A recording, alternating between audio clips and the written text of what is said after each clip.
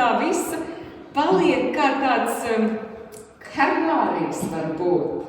Nav jau vairs tik ļoti viegli atsaukt katru detaļu prātā, bet tomēr šie nospiedumi kalpo atkal kaut kādam atskaites punktam, kā dzīvot tālāk.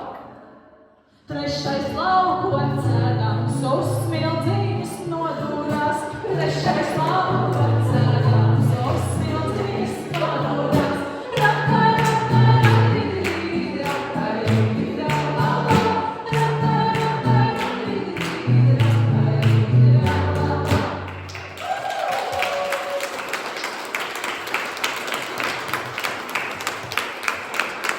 Paldies, tik brīnišķīgi un dziedot dziesmas, ievēroju, kas tur tā blandās, un tas ir karogs, un lai viņš mūžīgi tā blandās, bet aiz jūsu loga mums pār galvām, lai mums vienmēr ir mūsu skaistā brīvā Latvija, lai mums ir šādas brīnišķīgas kultūra vietas, kur sanākt, lai mums ir vēlēšanās un gribēšana citām citu satikt, samīļot, acīs ielūkoties.